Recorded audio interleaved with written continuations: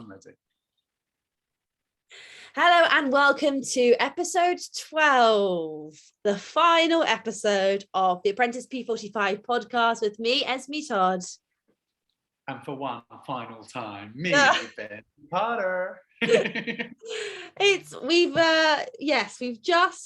just watched the final episode. We're recording this at 18 minutes past 10 p.m. on Thursday, the 24th of March. You can't say we don't put the effort in, hey, Benji? Straight on Zoom to record. I know, we're slaves to the cause. And can you believe, Esme, this is 3 months of our life. Has it been 3 months? 3 months. Oh my God. How depressing is that? Not that we've been doing this podcast for 3 months, but just that's how quickly 3 months passes in life. And there was no storm during the series that took it off the air. We have been on regularly, week after week, even if you and I have both taken breaks at some point. Yeah, that was a bit of a niche I'm a Celeb reference there for those who didn't. That might have gone over. Thank you. Oh, and we've got to pay tribute to the third co-host. Yes. In the I'm a Celeb. No. What was it? What show? What program is this? Sorry. I'm overtired. For context, both myself and Benji are quite unwell at time of recording, in the sense that I've got some flu, not COVID, some coldy flu, which I don't know where I've got this from. Spain, actually, that's where I was. I've got some Spanish flu, not the Spanish flu, but a Spanish flu, and I feel really, really grim. And you've had a bit of a morning, so we're both together, not 100%. And yet again, here we are. This is like our business pitch. Lord Sugar, that we are the ideal candidate for this podcast. It's a very Apprentice business pitch whereby you apologise before pitching for not being good. Or sometimes you don't mention it and see if the people you're pitching to notice. that's the other one. Oh my God. At the end, we're going to have a recap, by the way, of some of our favourite moments. And I'm just needing to add one to... What were we talking about before we got onto this big tangent? Well, we were saying we're on the Apprentice P45 podcast. It is the final, and without further ado, shall we zoom straight in to the first segment, really? So they're all brought together at the British Museum, and Lord Sugar makes possibly one of the most tenuous opening remarks, and he says, the British Museum, known for bringing the wonders of the world to the masses, and I'm hoping that your businesses will have mass appeal too. You like that? No, I thought it was tenuous and totally rubbish. Listen, he doesn't write his own jokes. We've already discovered this from Lottie Lyon from whenever our series was, and she's outed him at not writing his own jokes. He's got them written on a piece of paper in front of him. So, I mean, I wouldn't be surprised at this point if he's reading off an auto cue for the whole thing, A pencil bought by millions of people every day over the world, just like your businesses will be bought by millions of people every day. I mean, anyway, I just had to pay. It's a weird link. It was a weird link. So, basically, the premise of this was, honestly entirely pointless because it was all completely fake, but they tried to make it a bit of like a nice sum up episode, I guess, with all the they all come back, don't they? We had lots of contestants come back, and they imagined that Harpreet and Kathryn were launching their businesses from scratch, despite the fact that in the previous episode we've already heard their full businesses. I don't understand why we're relaunching them just for the sake of an episode. Yeah, it felt a bit tenuous, but this is the Apprentice formula. However, few missing people from the returning contestants. Yeah. No Aaron. Mm-hmm. Apparently it was his wife's anniversary and he just left the show a week before, a week in filming time, not in episode time. Right. So he was missing his children and wanted to see his wife on their anniversary. Francesca wasn't there, no explanation. Oh, I forgot about her actually. Oh yeah. Well, maybe the production team did too. Yeah, can you imagine? She's watching it back like, wait, I was never invited to this. Shit! I knew there was something I forgot. She's there like, oh, that's why I tied a knot in my handkerchief that day. Tie a knot in a handkerchief. Explain. What? You don't know that kind of sweet thing you're supposed to tie a knot in your handkerchief if you to remember things, and each knot reminds you. What's this? Isn't there a song? And it's like not in. Oh, hang on. You carry on. I'm not in anchor. Oh, good. I'll carry on then. Oh, hang on. Yeah. Oh, I don't know. And someone else that I wanted to see back that was gone far too soon was Shama. And Shama had to leave because I think she's got some kind of condition. I think it was arthritis. I'm not too sure. Oh no. Oh, okay. No, don't worry. Something to do with the handkerchief. What was Francesca's name? Francesca. Surname. I can't. I was just trying to find her on Instagram, but she wasn't coming up. Oh, right. She's deleted her profile. She couldn't deal with the embarrassment. No. Oh, I thought you were being serious then. Oh, I found it. I just wanted to I can't believe it. It's the final. I just wanted to see. Oh, she just put. Yeah, she just congratulated people, and she didn't say anything. Interesting. Oh, shush. Okay, sorry. Carry on. Right. So Shama didn't come back. I loved Shama, gone far too soon, had to leave the competition. But in the first couple of weeks that she was on the show, I think she showed great promise. Can I just interrupt 1 second to tell you where Francesca was? She was in Mallorca. She was in Mallorca. She said, for everybody asking if I'm back in the final tonight, unfortunately, I wasn't able to make it as I had already booked a much needed holiday. Brackets, the filming schedule is very last minute, close brackets. And then she put, I was literally chilling on this boat as they filmed it. And here's a photo of her on said boat. And okay. she is. So, I don't know, she spoke a different language. Is she Polish? Sorry, this is such a boring tangent. She commented on a picture and replied to someone in Polish. Well, listen, the point is, you go on The Apprentice, you come back for the final. It's a bit like not turning up to your graduation because, oh, I was busy. Can you send me my certificate, please? Anyway, let's move on from this. We're spending far too much time on it. So then they come up with the names of the businesses which they already run, right? Yeah. Again, it all felt a bit of a tangent, but so we had Oh So Yum, which was the cake business, and then we had Pajamali or something, which was over explained many times throughout the episode, as if we were all too bloody thick to work out what Pajamali came from. But that's not the name. And this is the thing I don't understand, is in the previous episode, she'd called it My Everyday Pajamas. And we'd had that whole charade of that bloke buying all the domains, didn't we, in the interview episode, and saying, oh, you didn't buy any of the domains. Well, I bought them, I've gifted them, blah, blah, blah. So we've had that whole little play that we watched unfold on the interview episode. And then they come back and she's like, I need a name for my brand new business. What shall I call it? I'm going to call it Pajamali. And it's just like, you've already launched it, and I've seen your website. It exists. Like, why are we pretending that we're having to think of a name? You had one. Like, let's just use it.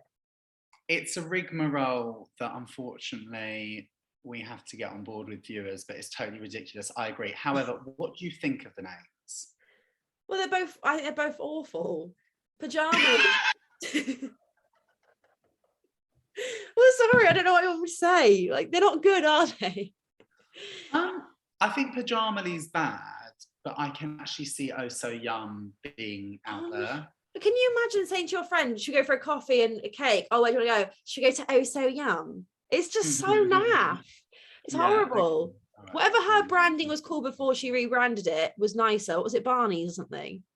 Barney's, yeah. Yeah, but that's better. That's better than Oh So Yum. I don't know.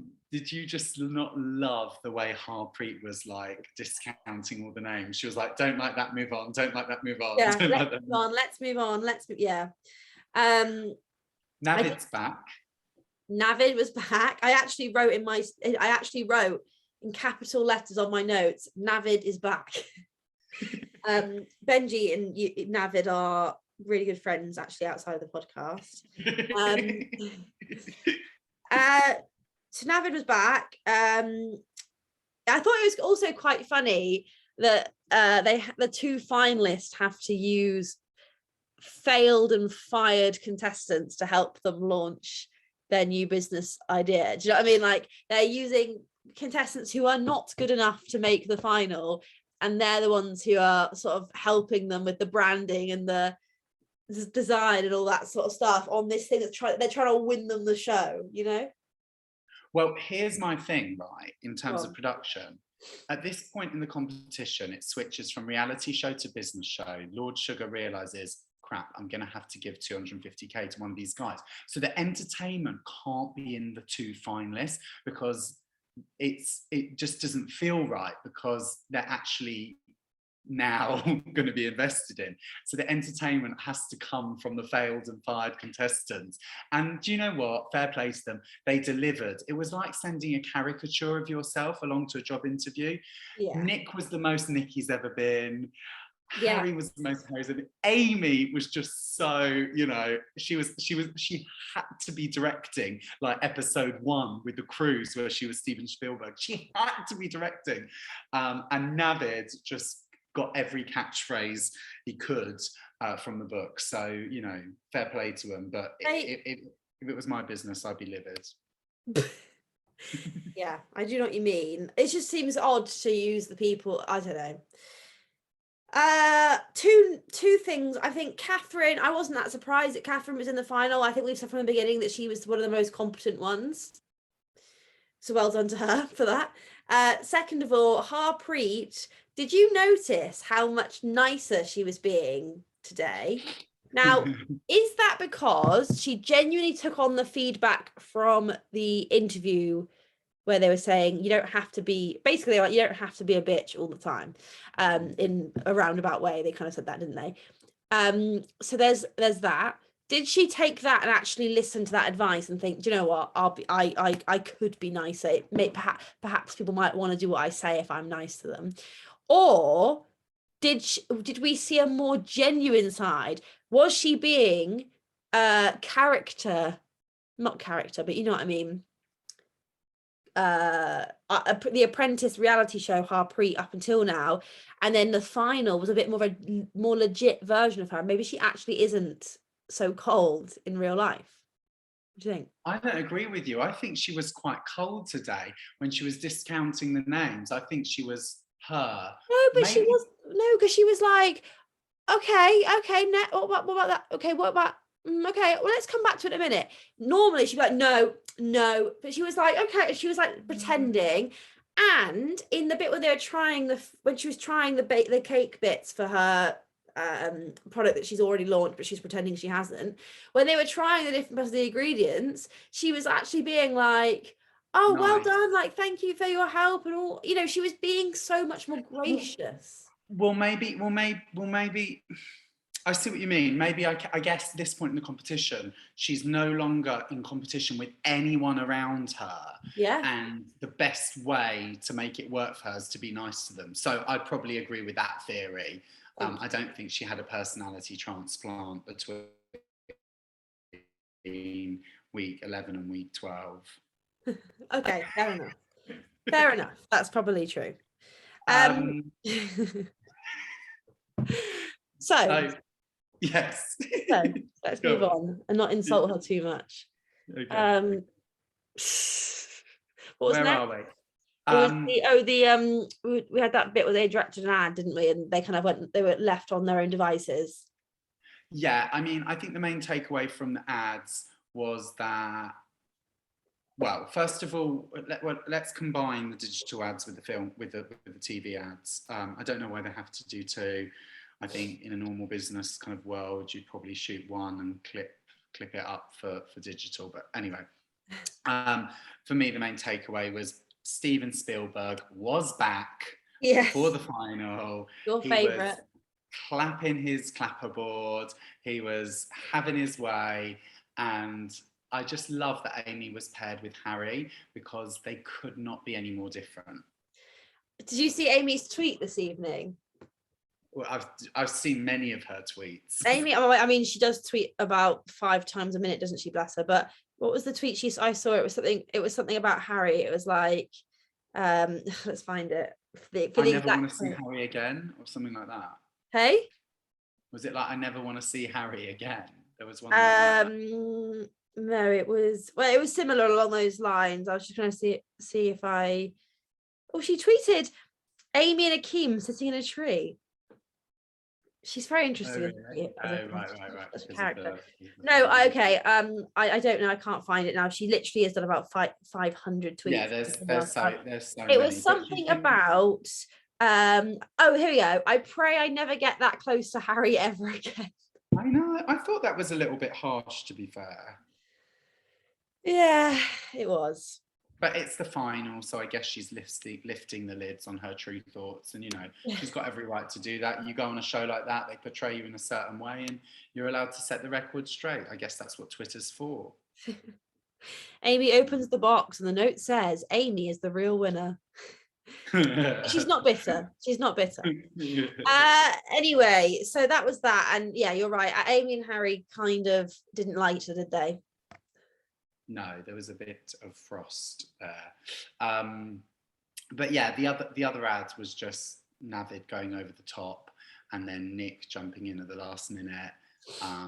It was quite chaotic, but I don't think quite as chaotic as Pyjama League. Yes. Well, there we go. Sorry, I'm really like my nose is running so much. This is so horrible for anyone watching. Bless you. Bless you. Okay, right.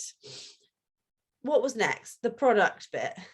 Yeah, I mean, should we jump straight to the pictures? Because I think we should. I think we've kind of talked about things a little bit and be like, you know, we know what the products were. It was all a bit fake anyway, so it doesn't really need that much going into.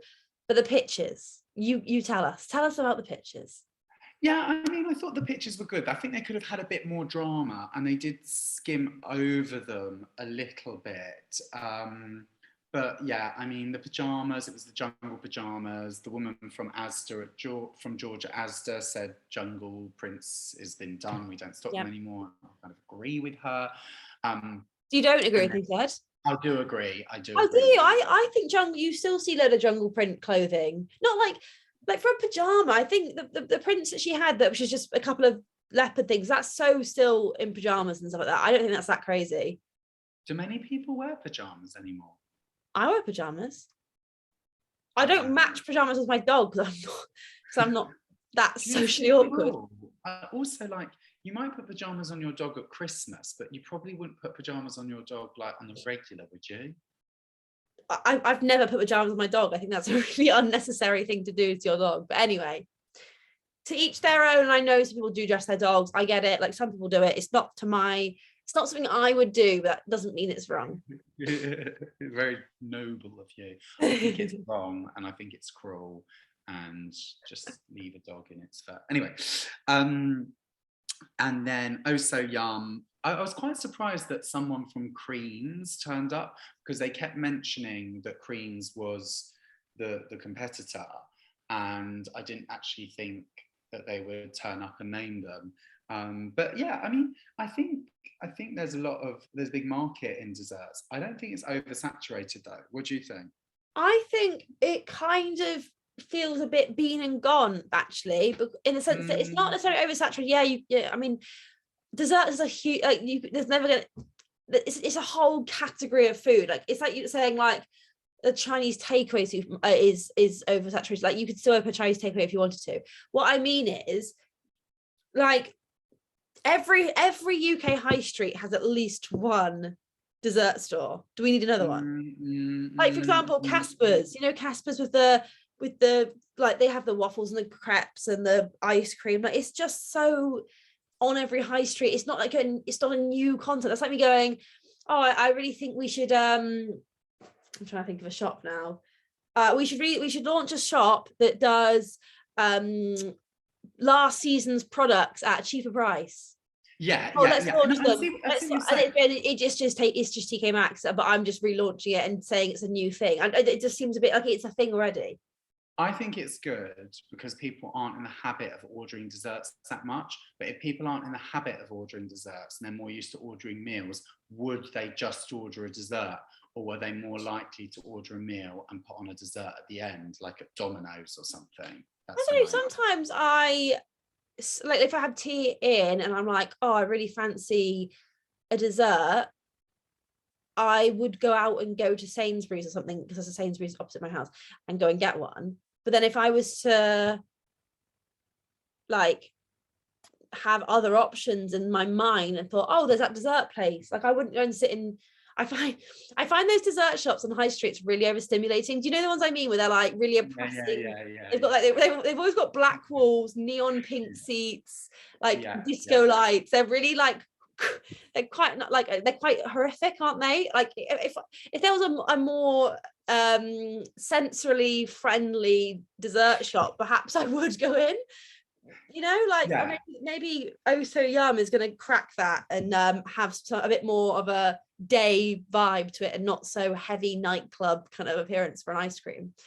I do agree with you. I think they are oversensory and have a lot of. They're horrific. But I mean, sometimes that's all you want, isn't it? A waffle with some ice cream on it. And what you have, maybe you haven't got much choice. Maybe it's not an oversaturated market.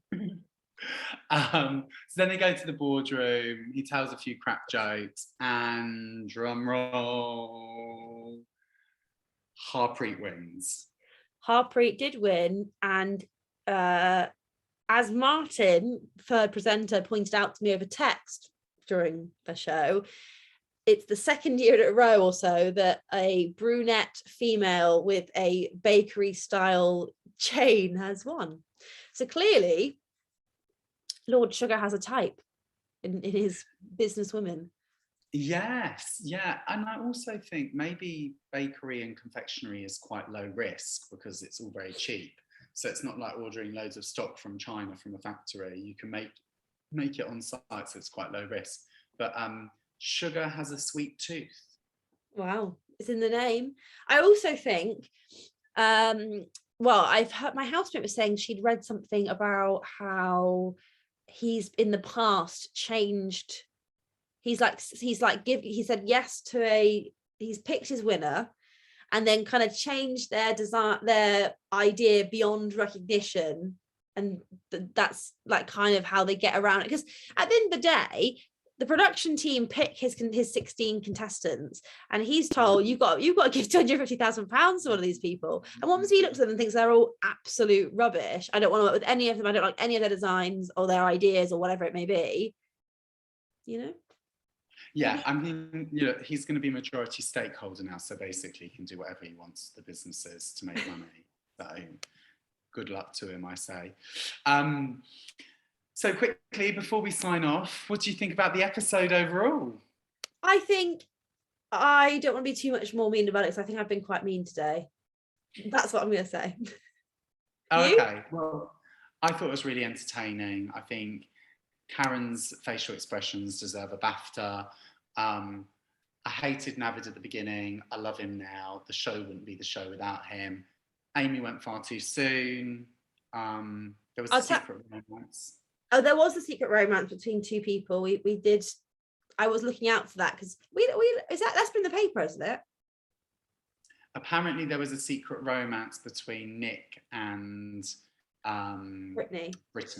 So I was looking out for it a bit, and I did notice, like, I mean, I'm obviously overlooking for it now, but there was a moment where when Harpreet picked Brittany in the team, and then she picked Nick, and then Brittany kind of did like this little girly look, and it all looked a bit of a thing, but I don't know if it was a thing. One thing I will say as well, actually, and it's a nice way to end from my thoughts when you asked me my thoughts on the episode. I would actually say they all showed their best in tonight's episode. They all came across as the least dislikable, the least argumentative, apart from with a couple of exceptions, like just generally more nicer people, and I like to think that's their real personality, and that they're all kind of character acting in terms of up until that point.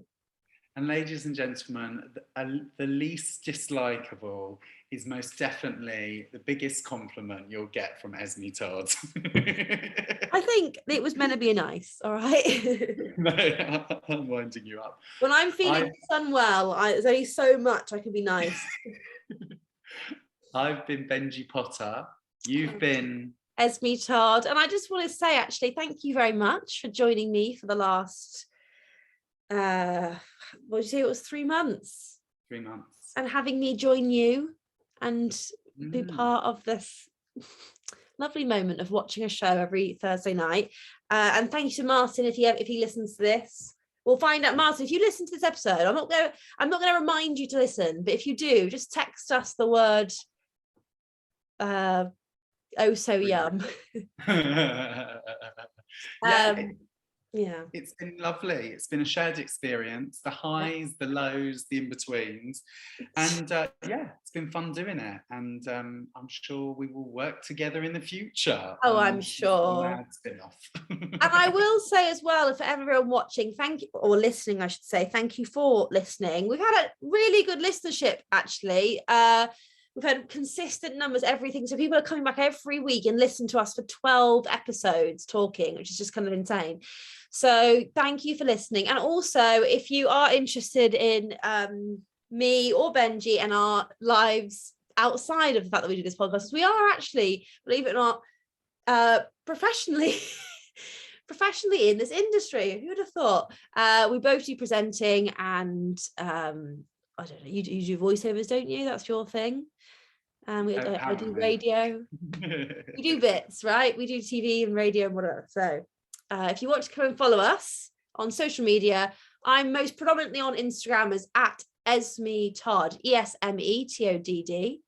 And you? And I'm predominantly on Instagram and Twitter @Benjy's Banter, BENJYS Banter. And you've been listening to the Apprentice P45 podcast, Series 1. We might even see you next year. Who knows? Who knows? Maybe we'll be commissioned by the BBC. Bye. Bye.